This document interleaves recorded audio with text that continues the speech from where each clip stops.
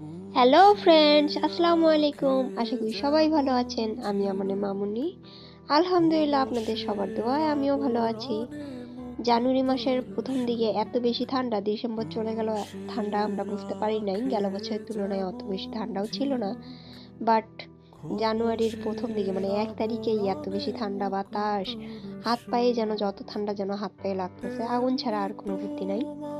তো সবাইকেই দেখতেছি আগুন পোয়াচ্ছে। তো আগুন পোয়ানো আমার খুব বেশি পছন্দ না, কারণ এটাতে গায়ে ধোঁয়া লাগে আর মাথায় শীত পড়ে। সবচেয়ে বড় কথা, আগুন পোয়ায় লাভ কি যদি মাথায় শীত পড়ে? যার কারণে এই বুদ্ধিটা বের করলাম। আমি একটা নষ্ট গামলা নিলাম।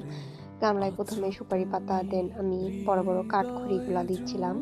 বাঁশখড়ি না, এগুলা সব কাঠখড়ি, যাতে আগুনটা লং লাস্টিং করে। আর এই গামলায় দেওয়ার একটাই কারণ, মাথায় শীত পড়বে না, আর সবচেয়ে বড় কথা হচ্ছে এটা আমি যেখানে সেখানে সহজেই ক্যারি করতে পারবো।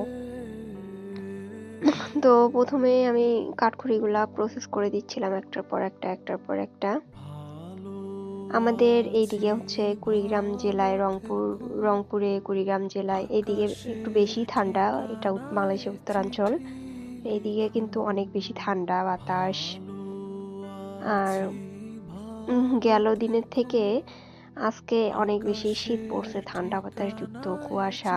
তো আমি কাঠগুলার উপরে আবার একটু পাতা দিচ্ছিলাম, যার কারণে যাতে একটু জ্বলতে সমস্যা না করে, একটু দ্রুতই জ্বলে। তো এখানে আবার দোলনা, এটা কিন্তু আমাদের বাসার পিছন দিকটা।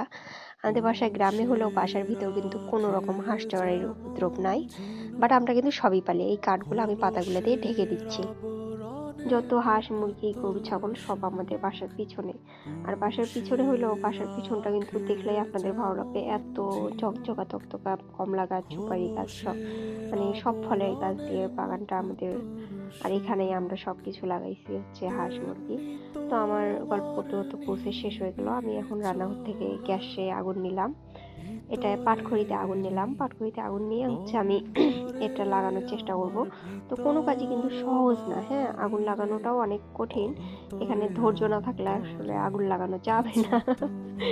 এই হচ্ছে ব্যাপার। আর এটা তো শুকনা না, আর আগে থেকে আগুন কেউ জ্বালায় নাই, চুলা না যে আগুন দিলাম আর চলে গেল। এখানে ধৈর্য রাখতে হবে, যেহেতু এগুলা শীতে ছিল, সবগুলাই বাইরে ছিল, খড়ি পাতা গামলা সবটাই বাইরে ছিল। তো আগুন ধরতে একটু সময় নেবে, এটাই স্বাভাবিক।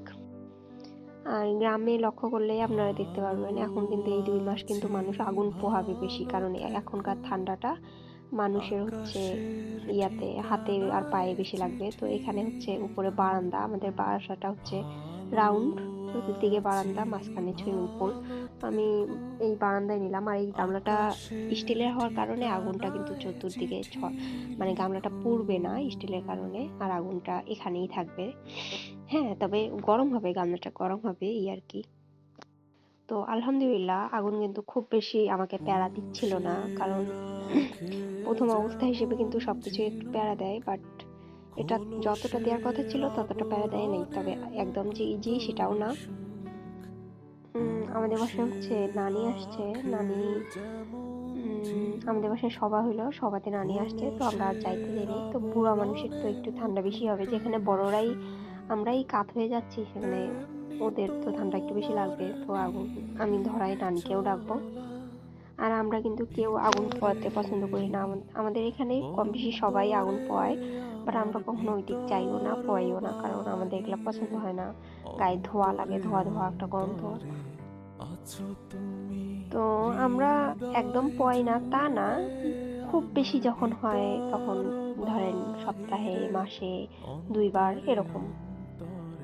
তো পাতাগুলা কাঁচা থাকার কারণে ধোয়া হচ্ছিল।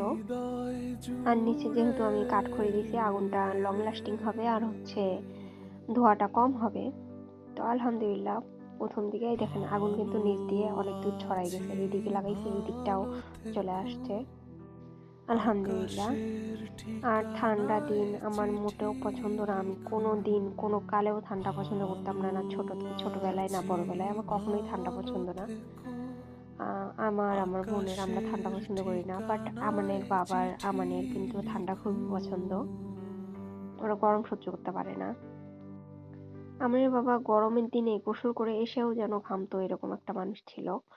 তো সবাই ওর জন্য দোয়া করবেন। আসলে ওর মতো মানুষ হয় না।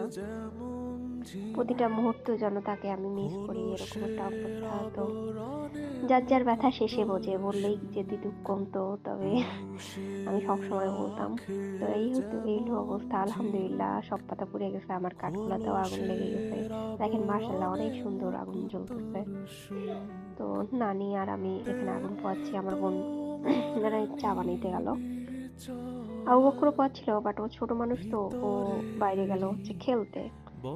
তো সবাই পাশে থাকবেন, দোয়া করবেন আমার জন্য, আমার ছেলের জন্য, আর সব থেকে বেশি আমার বরের জন্য। টাটা, আসসালামু আলাইকুম।